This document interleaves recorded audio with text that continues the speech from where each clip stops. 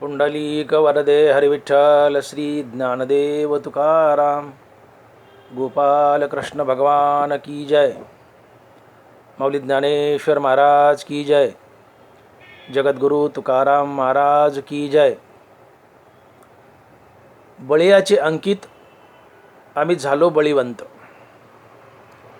लाथाळीला संसार केला षड उर्मीचा मार, जनधन तन केले तणाही समान, लाथाळीला संसार केला षड उर्मीचा मार। तुका म्हणे आता आम्ही मुक्तीचे माथा,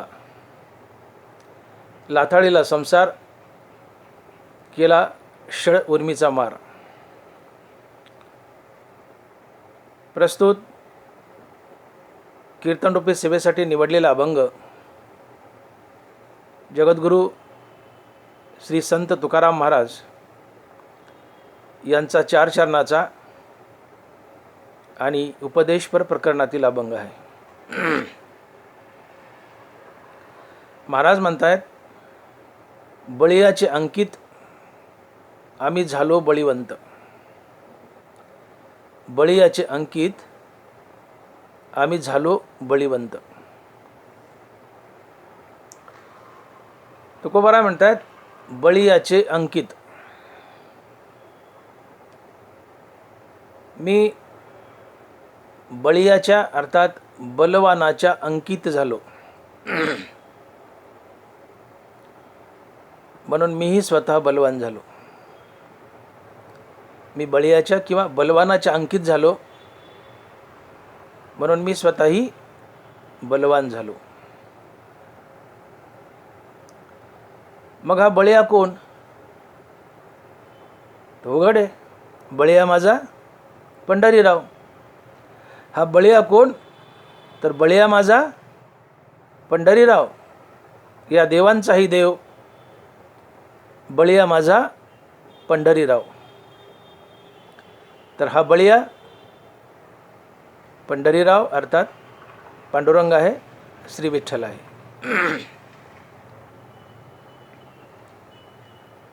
या पांडुरंगाचे मी अंकित झालो आणि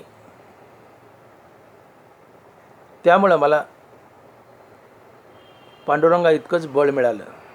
बळीयाचे अंकित आम्ही झालो बळीवंत। अर्थात तुम्ही एखाद्या मोठ्याचे अंकित झाले तर तुम्ही त्या मोठ्या इतके मोठे होता। अंकित म्हणजे मोठ्या माणसानं तुम्हाला आश्रय देणे, आपलंसं करून घेणे। ज्या कुठल्याही मोठ्या माणसाचे तुम्ही अंकित झाले म्हणजे त्या मोठ्या माणसानं तुम्हाला आपलंसं करून घेणं, आश्रय देणं। अंकित म्हणजे आपलंसं करून घेणं, आश्रय देणं। मनुष्यानं नेहमी आपल्यापेक्षा मोठ्या माणसाच्या अंकित राहावं, फायदा होतो। तो आपल्याला आश्रय देतो आणि आपण त्याच्या इतके मोठे होतो।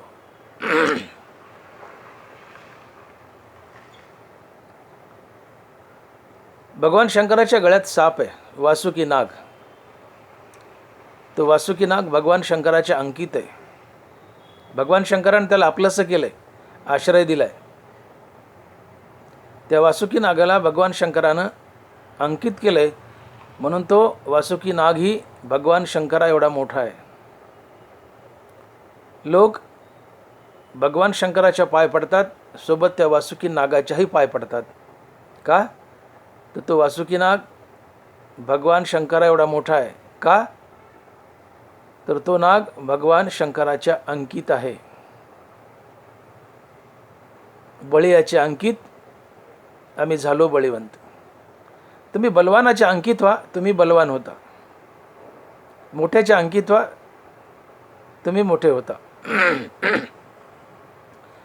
अंकित म्हणजे तुम्ही ज्याच्या अंकित झालात त्याचा पाईक बनणं, त्याचा सेवक बनणं, त्याची आज्ञा पाळणं, म्हणजे तो तुम्हाला आपलंसं करून घेतो आणि आश्रय देतो. हे अंकित होणं असते. मंत्र्याचा पिये असतो. मंत्र्याचा पिये मंत्र्याच्या आज्ञेत वागतो, मंत्र्याची सेवा करतो. मंत्री सांगेल तसा वागतो. मग मंत्री त्या पियेला आपल्या अंकित करून घेतो, अर्थात त्याला आश्रय देतो, आपलासा करून घेतो. मंत्र्याचा पिये मंत्र्याच्या कृपेनेच मंत्र्या इतकाच मोठा असतो, नवे मंत्र्यापेक्षाही मोठा असतो. लोक मंत्र्याकडे कमी जातात पण पियेकडे जास्त जातात. 75% कामं लोक पियेकडूनच करून घेतात. मंत्र्याच्या कृपेने मंत्र्याचा पिये मंत्र्यापेक्षाही मोठा असतो, किंबहुना मंत्र्या एवढा तर नक्कीच असतो. का? तर तो मंत्र्याच्या अंकित असतो. मंत्र्याने त्याला आपलंसं केलेलं असतं. का बरं? का तो पिये मंत्र्याच्या इच्छेसारखं वागतो, त्याची आज्ञा पाळतो, मंत्र्याची सेवा करतो. आणि तुम्ही ज्याची सेवा करता ती व्यक्ती तुम्हाला आपल्या अंकित करून घेते, शरण देते, आश्रय देते, आपलंसं करून घेते. तसं तुकोबाराय म्हणतायत की मी पांडुरंगाच्या अंकित झालोय, बळीयाचे अंकित. हा बळीया म्हणजे दुसरा तिसरा कोणी नाही, बळीया माझा पंढरीराव. हा बळीया म्हणजे सरळ पांडुरंग, भगवान श्रीकृष्ण. मी पांडुरंगाच्या अंकित झालोय.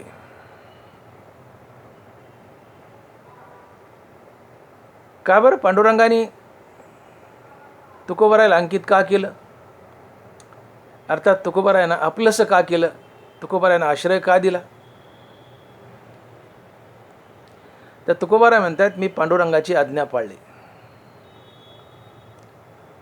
मी पांडुरंगाची सेवा केली, पांडुरंग सांगेल तसा वागलो. काय आज्ञा होती पांडुरंगाची जी तुकोबारायांनी ऐकली, फॉलो केली? पांडुरंगाने आज्ञा दिलेली आहे, तुकोबारायलाच काय तुम्हाला सगळ्यांना आज्ञा दिलेली आहे की तुम्ही नित्य माझं नाव तुमच्या मुखात ठेवा आणि कर्मानं ईश्वराला भजा. आणि त्यासोबत जगातील प्रत्येक प्राणी मात्र हा देवच आहे असं समजून त्याच्यासोबत देवतुल्य व्यवहार करा.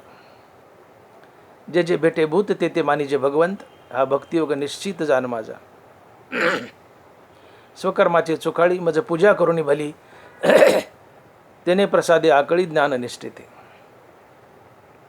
तुवा उचित कर्मे आगवी, आचरोनी मजा अर्पावी, परी चित्तवृत्ती न्यासावी आत्मरूपी.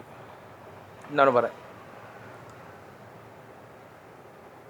तुकोबाराय म्हणतात मी पांडुरंगाची इच्छा परिपूर्ण केली, पांडुरंगाच्या इच्छेसारखं वागलो, पांडुरंगाच्या आज्ञेचं पालन केलं. काय पालन केलं?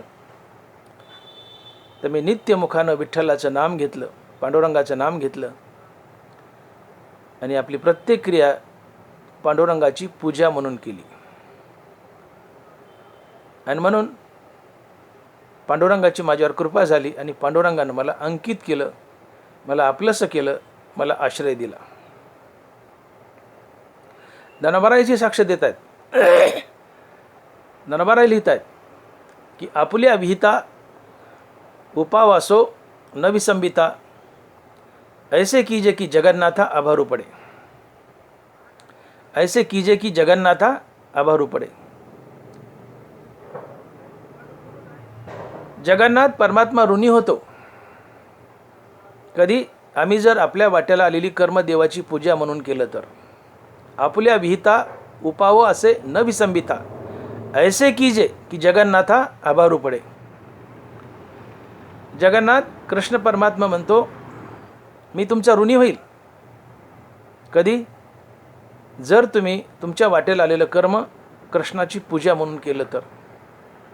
आणि तुकोबाराय म्हणतात मी हेच केलं, मी माझं प्रत्येक कर्म भगवान कृष्णाची, पांडुरंगाची पूजा म्हणून केलं आणि म्हणून त्यांनी मला अंकित केलं. आणि कर्म पांडुरंगाची पूजा म्हणून करत असताना मी माझ्या मुखात पांडुरंगाचं नाव धारण केलं आणि म्हणून पांडुरंगाची माझ्यावर कृपा झाली आणि त्यांनी मला आपलं अंकित करून घेतलं. अर्थात आपल्या वाटेला आलेली कर्म जर देवाची पूजा म्हणून केलं तर जगन्नाथ परमात्मा ऋणी होतो आणि तो आपल्याला अंकित करून घेतो. दानोबरास म्हणतात की पै जीवाचे कसी उतरली ते दासी गोसाविनी झाली. पै जीवाचे कसी उतरली ते दासी गोसाविनी झाली. एखादा राजा आहे, त्याला बायको आहे, पण घरात कामाला एक दासी आहे, नोकरानी आहे. आणि ती दासी जर राजाची प्रत्येक आज्ञा ऐकत असेल, राजाच्या प्रत्येक आज्ञेचं पालन करत असेल, कामात चोख आहे आणि राजाच्या कसाला जर उतरली, अर्थात अतिशय इमानीद्वारे काम करते, राजाची प्रत्येक आज्ञा पाळते ती दासी, तर राजा तिच्यावर प्रसन्न होतो, तिच्याशी लग्न करतो, तिला आपली पट्टराणी बनवतो आणि आपल्या बाजूला बसवतो. पण जीवाचे कसी उतरली ते दासी गोसाविनी झाली. दासीची राणी झाली का? दासी आहे पण राणी झाली का? राजाच्या आज्ञा व्यवस्थित पाळल्या. तसं तुम्ही जीवाचे देव बनता कधी? देवाच्या आज्ञा व्यवस्थित पाळल्या तर. आणि मग देवाच्या आज्ञा काय आहेत? की सरळ सरळ मी बोललो, देवाची आज्ञा काय? की आपुल्या विहिता उपाव असे न विसंबिता ऐसे कीजे की जगन्नाथा आभारू पडे. म्हणून विहित क्रिया केली नवे तयाची खून पाळिली जयापासून आली आकारा भूते. तैसे स्वामीचे मनोभावा न चुकीचे हेची परमसेवा एरो तो पांडवा वाणिज्य करणे. जया जे विहित ते ईश्वराचे मनोगत म्हणून केली अनिभ्रांत सापडे चितो. या सगळ्या वयातून दानवाला एकच सांगतायत की तुमच्या वाट्याला आलेलं कर्म देवाची पूजा म्हणून करा. तैसे स्वामीचे मनोभावा न चुकीचे हेची परमसेवा. भगवंताची भक्ती म्हणजे भगवंताच्या इच्छेप्रमाणे वागणं. तुम्ही भगवंताच्या इच्छेप्रमाणे वागा. मग भगवंताची काय इच्छा आहे? भगवंत म्हणतो माझं नित्यनाम घ्या, आपलं कर्म देवाची पूजा म्हणून करा आणि जगातील प्रत्येक प्राणी मात्र हा देव आहे असं समजून त्याच्यासोबत देवतुल्य व्यवहार करा. या तिन्ही गोष्टी करणं म्हणजे भगवंताची परिपूर्ण भक्ती होय. आणि जो अशा प्रकारे भक्ती करतो, देवाच्या तिन्ही आज्ञा पाळतो,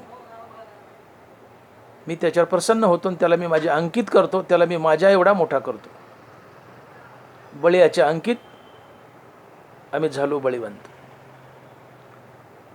म्हणून विहित क्रिया केली नव्हे तयाची खून पाळिली जयापासून आली आकाराभूते. ज्या परमात्म्यापासून ही सृष्टी निर्माण झाली त्याची तुम्ही आज्ञा पाळली. कधी? विहित क्रिया केली. तुमच्या वाट्याला आलेलं कर्म ती विहित क्रिया आहे. तुमच्या वाट्याला आलेलं कर्म अर्थात ती विहित क्रिया देवाची पूजा म्हणून केली की तुम्ही एक प्रकारे देवाची आज्ञाच पाळली.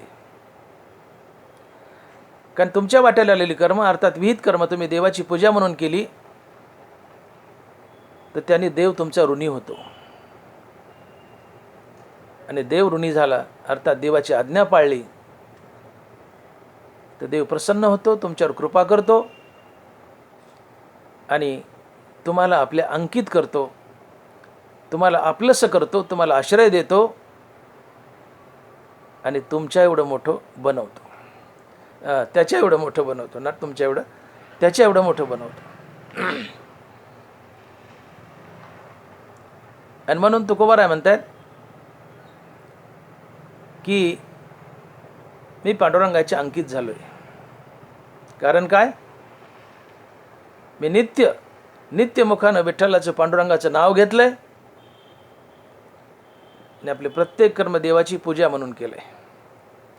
या दोन गोष्टींनी पांडुरंग माझ्यावर प्रसन्न झालाय, त्यांनी माझ्यावर कृपा केली आणि त्यांनी मला अंकित केलंय, आपलंसं केलंय, मला आश्रय दिलाय आणि म्हणून अभंगाच्या पहिल्या चरणात तुकोबाराय लिहितात की बळीयाचे अंकित आम्ही झालो बळीवंत. बळीयाचे अंकित आम्ही झालो बळीवंत. मी बळीयाचा अंकित झालो. हा बळीया पांडुरंग आहे. बळीया माझा पंढरीराव. हा पांडुरंग बळी आहे. विश्वात सगळ्यात बलवान पांडुरंग आहे. भगवान कृष्ण आहे. अशा बळी असलेल्या बलवान असलेल्या पांडुरंगानं मला अंकित केलं आहे, आश्रय दिला आहे, मला आपलंसं केलं आहे. का तर मी त्याची आज्ञा पाळली, त्याच्या इच्छेसारखं वागलो आहे. त्याच्या इच्छेसारखं वागून त्याची चाकरी केली, सेवा केली. आणि त्याची इच्छा काय आहे पांडुरंगाची? तर नित्य पांडुरंगाचं नाव घ्या आणि आपलं प्रत्येक कर्म देवाची पूजा म्हणून करा. या दोन्ही गोष्टीची आज्ञा मी पाळली आहे देवाची. आणि मग देव माझ्यावर प्रसन्न आहे आणि माझ्यावर कृपा केली आहे देवानी आणि मला आपले अंकित केलं आहे आणि स्वतः इतकं बलवान केले. देवानी मला स्वतः इतकं बलवान केले. आणि म्हणून ध्यानात ठेवा, मुखात देवाचं नित्य नाम तर ठेवाच, ते तर जरुरीच आहे. पण कर्मानं ईश्वराला भजा. सकाळी तुम्ही 10 मिनिटाची देवाची पूजा करता, 4-2 झेंडूची फुले वाहता, जरूर व्हा, जरूर व्हा, वाद नाही. ती पूजा तर पाहिजेच सकाळची. पण 4-2 झेंडूच्या फुलांना देवाचं पोट भरत नाही. या गीतारूपी देवाचं पोट अतिशय मोठं आहे. त्याला तुमच्या स्वकर्माची फुलं हवी आहेत.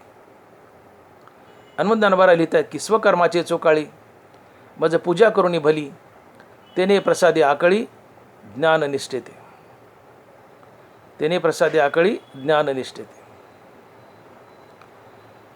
त्या सर्वात्मका ईश्वरा स्वकर्म कुसुमाची वीरा, पूजा केली होय अपारा तोषा लागी. त्या सर्वात्मका ईश्वरा स्वकर्म कुसुमाची वीरा. स्वकर्म हीच कुसुम आहेत, स्वकर्म हीच फुलं आहेत.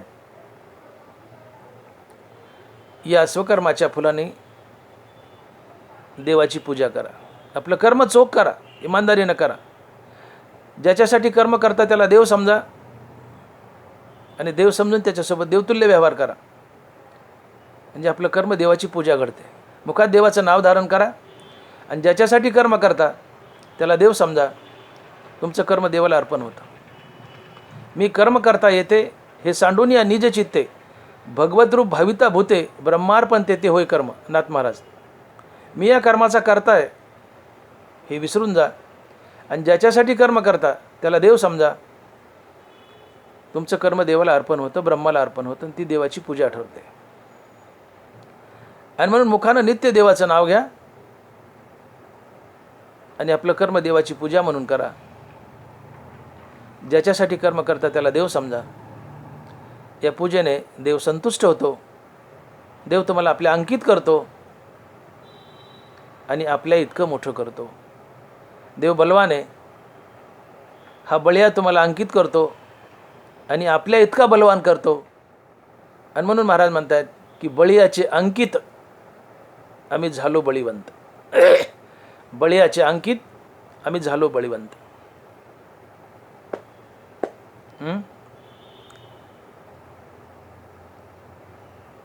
आम्ही झालो बळीवंत. तुकोबाराय म्हणतात मी बलवान झालो, देवा इतका बलवान झालो. देवाला जेवढं बळ आहे तेवढं बळ मला मिळालं. आता देव बळीया म्हणजे देवापाशी तर सगळंच आहे. ऐका यशश्री अवधार्य ज्ञान वैराग्य ऐश्वर हे साही गुणवर्य वसतीच येतं. देवापाशी तर षडगुण संपन्न आहे. ऐका यशश्री अवधार्य ज्ञान वैराग्य ऐश्वर. देवापाशी हे 6 गुण आहेत, हे 6 बळ आहेत. मग देवाच्या तुम्ही अंकित झाले की देव तुम्हाला 6 गुण देऊन टाकतो. पण या 6 पैकी तुकोबारांना आज विषत्वानं एकच गुण सांगायचा आहे आणि ते बळ आहे वैराग्याचं बळ. भगवंताच्या तुम्ही अंकित झाले की देव तुम्हाला हे 6 गुण देतो. ऐका यशश्री अवधार्य ज्ञान वैराग्य ऐश्वर हे सगळेच देतो. पण आज तुकोबाराला या चरणातून विशेषत्वानं सांगायचं आहे की बळे अशा पांडुरंगानं मला अंकित केलं आहे आणि मला त्याच्या इतकं बलवान केलं आहे. आणि मला कोणतं बळ दिलं आहे? तर वैराग्याचं बळ दिलं आहे. बळीयाचे अंकित आम्ही झालो बळीवंत. हे बळ कोणतं? वैराग्याचं बळ. जे सगळ्या बळात मोठं. जगात वैराग्याच्या बळासारखं दुसरं बळ नाही. विवेकासहित वैराग्याचे बळ, विवेकासहित वैराग्याचे बळ. वैराग्याला बळ म्हटलंय. इथं तुकोबाराय म्हणतात, आम्ही झालो बळीवंत. बलवानाच्या आश्रयाने मी बलवानच झालो. आणि हे बळ आहे वैराग्याचं बळ. विवेकासहित वैराग्याचे बळ. धगधकीत ज्वाळ अग्नी जैसा. ज्ञानोबा एक ठिकाणी म्हणतात, आणि स्वधर्माचे फळ ईश्वरी अर्पुनी बळ घेऊनी केले आढळ वैराग्यपद. या वहीत ज्ञानोबांनी वैराग्याला बळ म्हटलंय. नीट आहे का वही? आणि स्वधर्माचे फळ ईश्वरी अर्पुनी बळ घेऊनी केले आढळ वैराग्यपद. आपलं स्वकर्म देवाची पूजा म्हणून केली आणि या स्वकर्माचं फळ देवाला अर्पण केलं की देव या बदल्यात तुम्हाला वैराग्य देतो. आणि या वैराग्याला ज्ञानोबा बळ म्हणताय. आणि स्वधर्माचे फळ ईश्वरी अर्पुनी बळ घेऊन केले अढळ वैराग्यपद. स्वकर्मानं ईश्वराची पूजा केली की ईश्वर संतुष्ट होतो. या कर्माचं फळ भगवंताला अर्पण होतं. आणि मग तुम्हाला वैराग्य रूपी बळ देतो. वैराग्य हे बळ आहे. आणि स्वधर्माचे फळ ईश्वरी अर्पुनी बळ घेऊन केले अढळ वैराग्यपद. वैराग्य बळ आहे. विवेकासहित वैराग्याचे बळ. वैराग्य बळ आहे, नुसतं बळ नाही, जगातील सर्वात मोठं बळ आहे. वैराग्याच्या बळा इतकं मोठं बळ कुठलंच नसतं. का तर वैराग्याच्या बळावर तुम्ही काहीही प्राप्त करू शकता. संसारातल्या चिल्लर गोष्टी तर प्राप्त करू शकतात. प्रत्यक्षात वैराग्याच्या बळानं संत भेटी होते आणि देवाचीही प्राप्ती करू शकता. वैराग्याचं बळ किती महान आहे. वैराग्याच्या बळानं संताची भेटी होते आणि तुम्ही देवाचीही प्राप्ती करू शकता. म्हणून वैराग्याला बळ म्हटलंय. आणि वैराग्याचं बळ जगात विश्वात सर्वात महान आहे. आणि ते वैराग्याचं बळ मला प्राप्त झाले. ते वैराग्याचं बळ मला प्राप्त झाले का तर देवानं मला अंकित केले. माझा देव बलवान आहे, माझा पांडुरंग बलवान आहे, माझा पांडुरंग बळी आहे. आणि या बळीच्या मी अंकित झालो आहे. त्यांनी मला आपलंसं केलं आहे. आणि त्या बदल्यात त्याच्यापाशी जे बळ आहे ते मला बळ दिलं. आणि ते वैराग्याचं बळ. बळीचे अंकित आम्ही झालो बळीवंत. बघा ज्ञानोबा अजून काय म्हणतात. तया सर्वात्मका ईश्वरा स्वकर्म कुसुमाची वीरा पूजा केली होय अपारा तोषा लागी. म्हणून ही पूजे रिजलेनी आत्मराजे वैराग्य सिद्धी देजे पसाय तया. ही होई नीट आहे का. म्हणून ही पूजे रिजलेनी आत्मराजे वैराग्य सिद्धी देजे पसाय तया. तुम्ही स्वकर्मानं ईश्वराला भजलं. कर्म देवाची पूजा म्हणून केली. मुखात तर देवाचं नाव ठेवायचं, ते कंपल्सरीच आहे. मुखात देवाचं नाव ठेवा आणि कर्म देवाची पूजा म्हणून करा. ईश्वर या पूजेने संतुष्ट होतो आणि त्या बदल्यात बक्षीस म्हणून तुम्हाला वैराग्य बहाल करतो. म्हणून हे पूजे रिजलेनी आत्मराजे वैराग्य सिद्धी देईजे पसाय तया. भगवान संतुष्ट होतो. रिजलेनी म्हणजे संतुष्ट होतो आणि प्रसाद म्हणून वैराग्य देतो.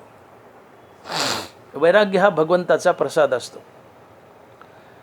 मनुष्य कितीही मोठा असू द्या भक्तीमध्ये, स्वबळावर वैराग्य प्राप्त करू शकत नाही. स्वबळावर मनुष्य कधीच वैराग्य प्राप्त करू स्वबळावर मनुष्य कधीच वैराग्य प्राप्त करू शकत नाही. वैराग्य हा प्रसाद आहे आणि तो भगवंतानं दान करावा लागतो. म्हणून हे पूजे रिजलेनी आत्मराजे वैराग्य सिद्धी देईजे पसाय तया. वैराग्य प्रसाद म्हणून देतो देव. बघा अजून ज्ञानोबा काय म्हणतात. मग ययाचिया कपिध्वजा स्वकर्माच्या महापूजा तोषला इशू तमराजा झाडा करी. शुद्ध सत्वाच्या वाटा आणि आपली उत्कंठा भवस्वर्ग काळोकोटा ऐसे दावी. जे वैराग्याने बोले मागा संसिद्धी रूप केले किंबहुना ते आपले मिळवी खागे.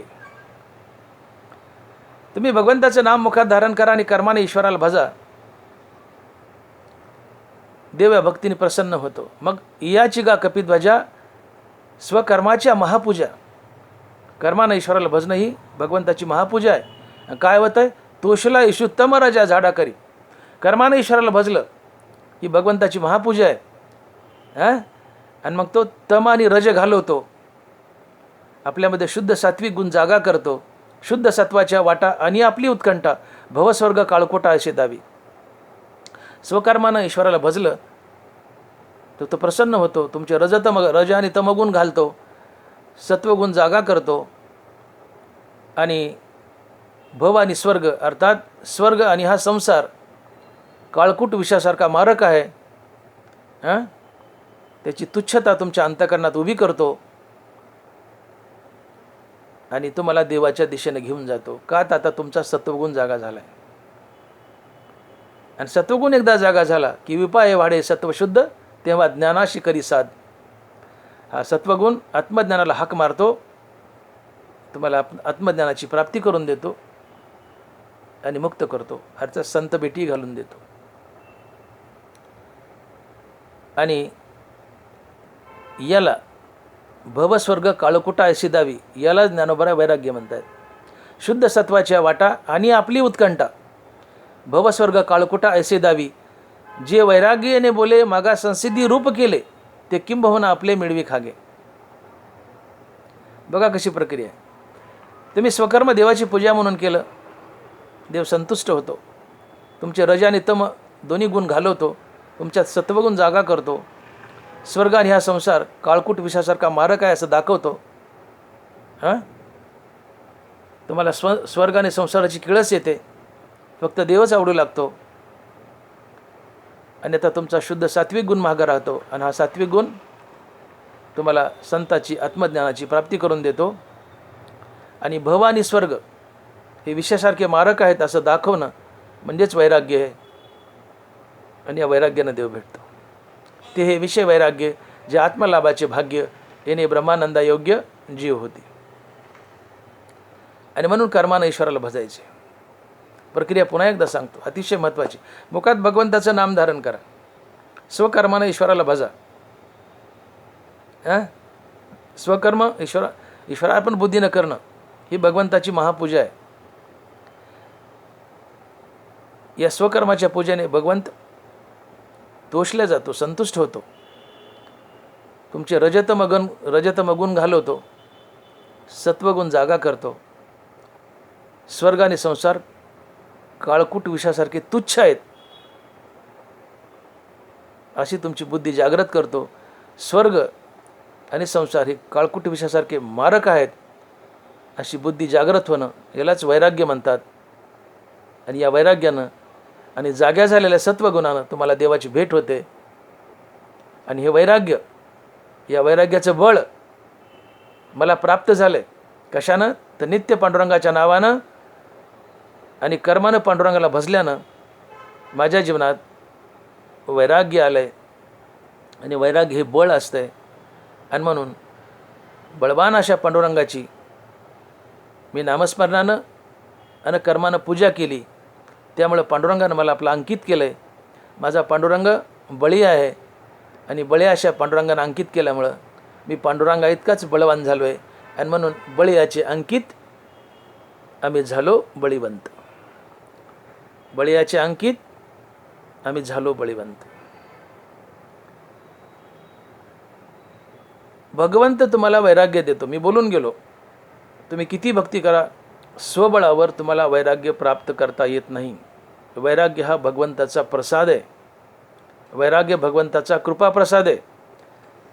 तुमच्या भक्तीने प्रसन्न होऊन भगवान तुम्हाला वैराग्य वरदान किंवा बक्षीस म्हणून देतो. भगवान तुम्हाला वैराग्य देतो, संत तुम्हाला मोक्ष देतात. लक्षात घ्या, संत तुम्हाला मोक्ष देतात. हरपले आपण पे पावे, ते संता ते पाहता गिमसावे, म्हणून वानावे ऐकावे तेची सदा. तुमच्या शरीरात हरपलेली आत्मस्वरूपाची वस्तू, मोक्षाची वस्तू संत तुम्हाला दाखवून देतात. भगवंत वैराग्य देतो, संत मोक्ष देतात. हरपले आपण पे पावे, ते संता ते पाहता गिवसावे, म्हणून वानावे ऐकावे तेची सदा. आपल्या शरीरात हरपलेली आत्मस्वरूपाची वस्तू संत आम्हाला शोधून देतात. आत्मस्वरूप अर्थात मोक्ष आम्हाला जन्मताच प्राप्त आहे. मुक्त होता परी बळे झाला बद्ध, घेऊन या छंद माझे माझे. आत्मस्वरूप मोक्ष जन्मताच प्राप्त आहे, पण आम्ही मी आणि माझा असा अहंकार घेतला आहे म्हणून आम्ही बद्ध झालो, अन्यथा आम्ही मुक्तच आहेत. परमार्थात नित्य प्राप्ताचीच प्राप्ती आहे, आम्ही नित्य मुक्त आहेत. मुक्ती प्राप्तच आहे, प्राप्ताची प्राप्ती आहे, पण ती आम्हाला सापडत नाही म्हणून संत दाखवून देतात. एकदा का बाईची नथ हरपली आणि साऱ्या घरात शोधू लागली, नथ काही सापडेना, परेशान झाली. घरात ननंद होती, नंदेकडे गेली, म्हणली वैंस माझी नथच हरपली, सापडाना गेली, शोधू तरी लागा. आता ती नथ तिच्या नाकातून गळाली आणि तिच्याच मंगळसूत्रात अडकली होती. ननंदेने पाहिलं तर तिच्याच मंगळसूत्रात अडकली.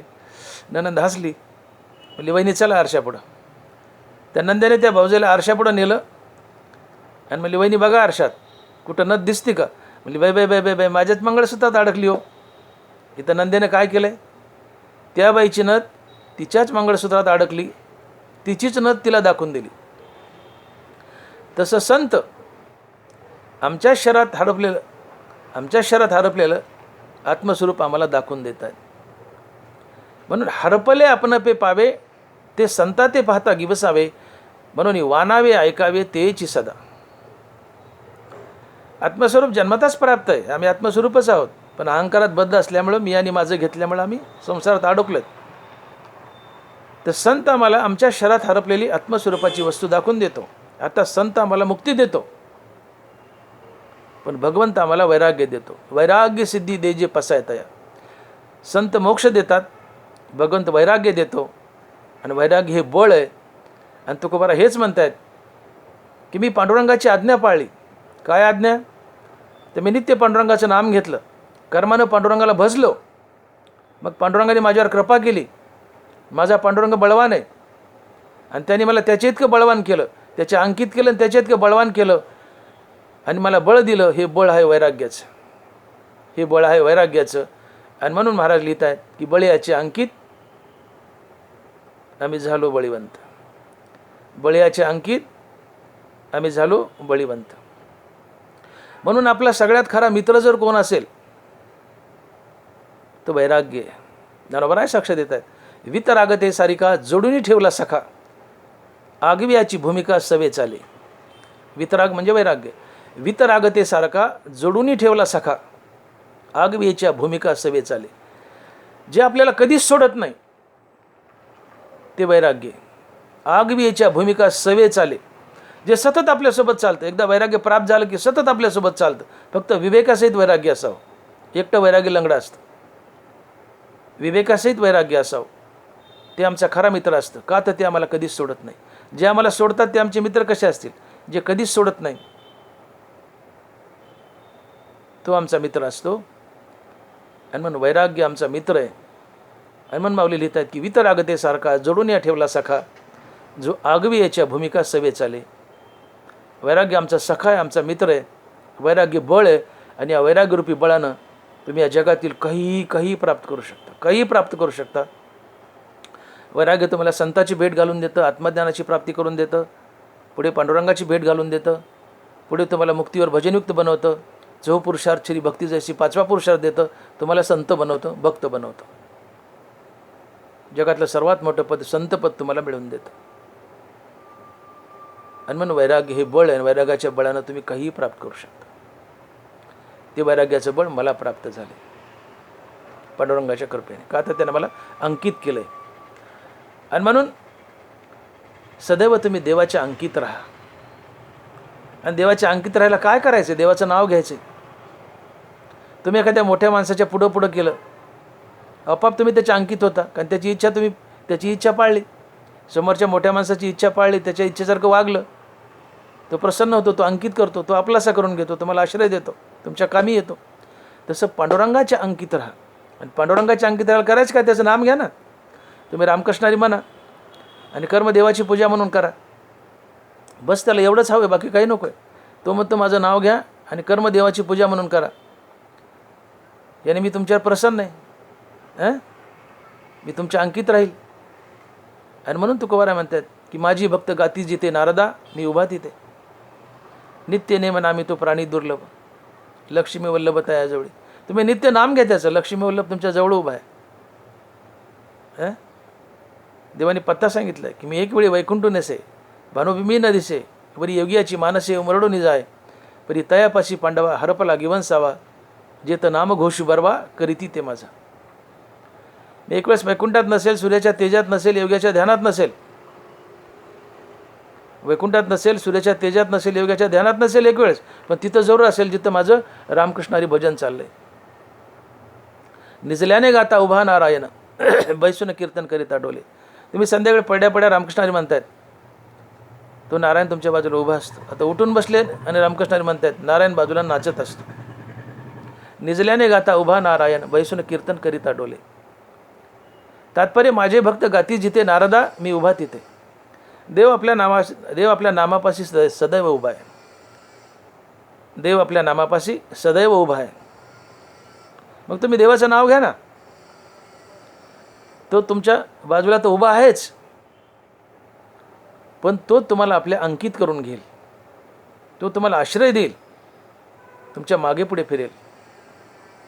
आणि म्हणून देवाचं नाव घ्या आणि कर्मदेवाची पूजा म्हणून करा. तुम्ही देवाचे अंकित होता, देव तुम्हाला आपलंसं करून घेतो. आणि तो जितका बळवान आहे तितकं बळ तुम्हाला लाभतं, आणि ते बळ असतं वैराग्याचं.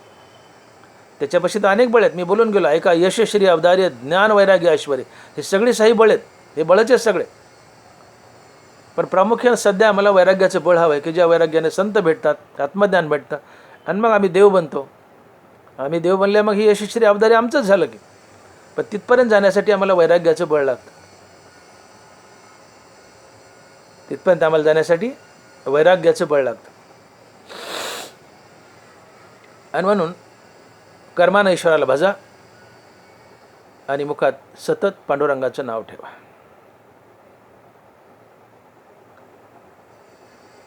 वैराग्य दोन प्रकाराने येतं, मी बोललो. एक तर कर्मानं ईश्वराला भजल्यामुळं, म्हणून ये पूजे रिजलेने आत्मराजे, वैराग्य सिद्धी देजे पसाय तया. एक कर्मानं ईश्वराची पूजा केली तर प्रसन्न होऊन ईश्वर तुम्हाला वैराग्य देतो. वैराग्य सिद्धी देजे पसाय तया. एक कर्मानं ईश्वराला भजलं तर वैराग्य येतं, दुसरं हरिनामानंही वैराग्य येतं.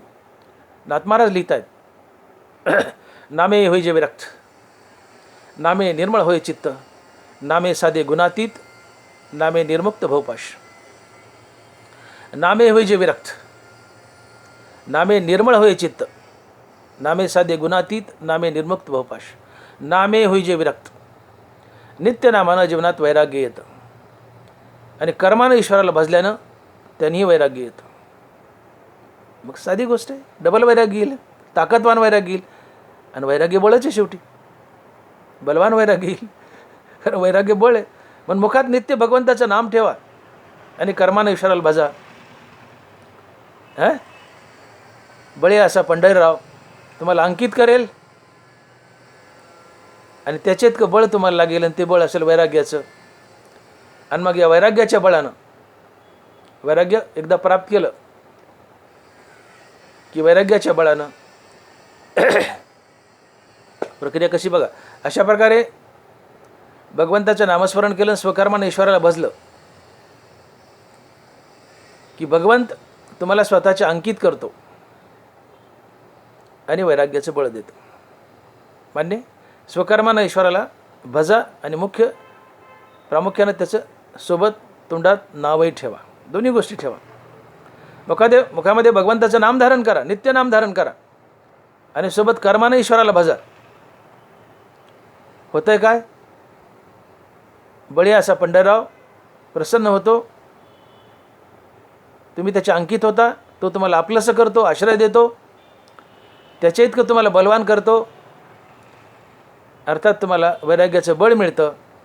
आणि वैराग्याचं बळ मिळाल्यानंतर काय काय फायदे होतात या अभंगाच्या पुढील भागात आहेत.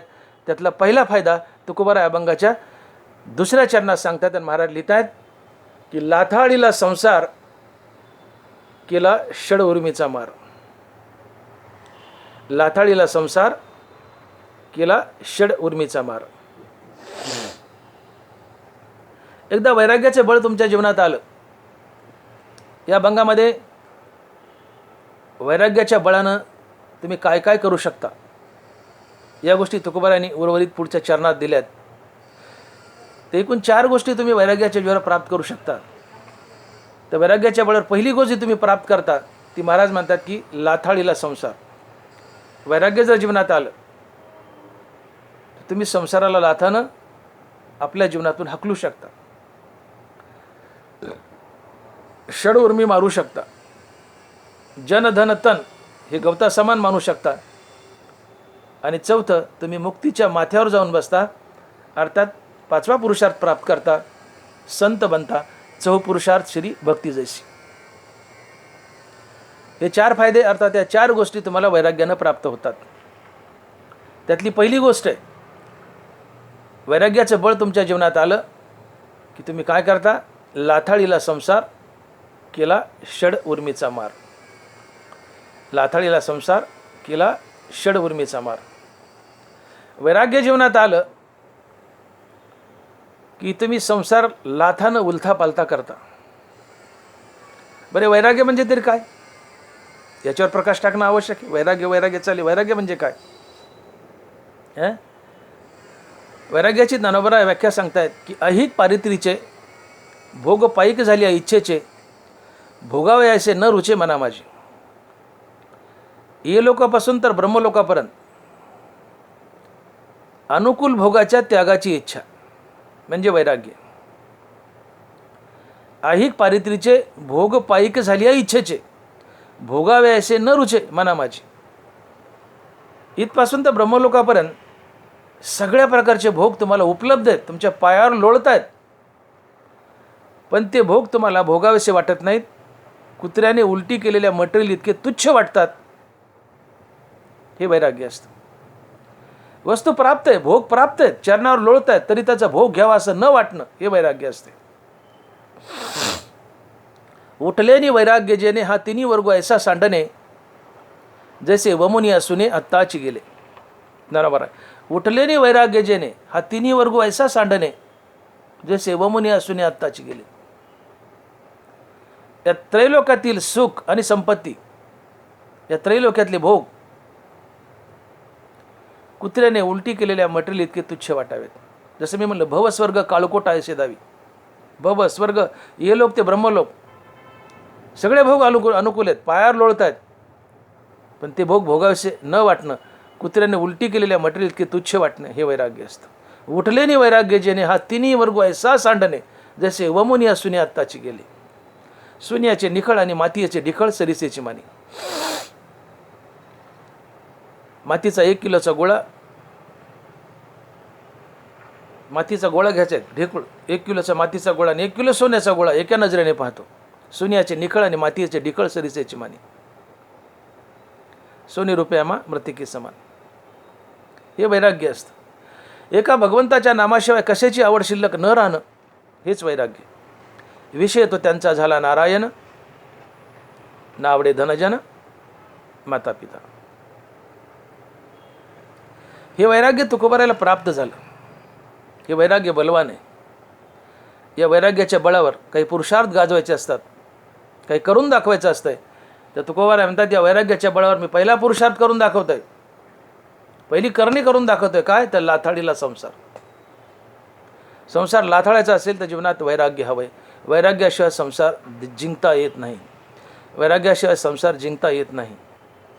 विवेकाची भाष नेणं ती वैराग्याची शिव जाण, विवेकाची भाष नेणं ती वैराग्याची शिव न देखती, ते मूर्ख केवी पवती मजेश्वरा. ते विवेकाची भाष नेणं ती वैराग्याची शिव न देखती, ते मूर्ख केवी पवती मजेश्वरा. ते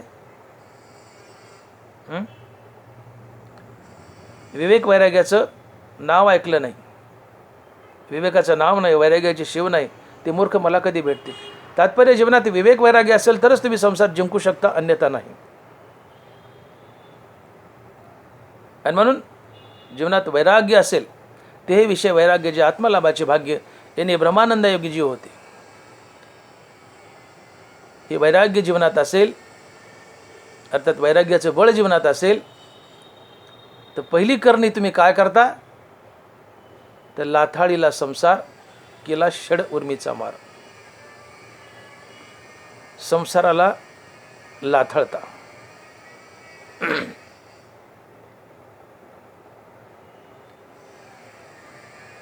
आता संसार लाथाळायचा आहे आणि तो वैराग्याच्या जीवावर लाथाळला जातो. काय संबंध आहे बरं यात? काय कोरिलेशन काय आहे? की विवेकासहित वैराग्याची प्राप्ती आहे, विवेकासहित वैराग्याचं बळ आहे, आणि या वैराग्याच्या बळावर, विवेकाच्या बळावर तुम्ही संसार जिंकता, संसाराला लाथ मारून बाजूला करता. ते याचं कारण आहे की जोपर्यंत विवेक जागृती नाही आहे तोपर्यंत तुम्हाला या देहाची नश्वरता कळत नाही.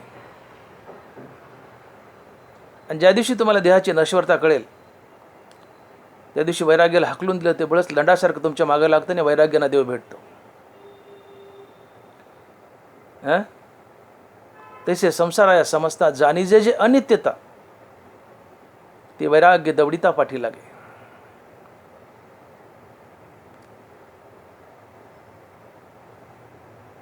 विखे रांदिली रससोय ते जेवणारा ठाऊई होय ते ताटाची सांडोनी जायची या परी.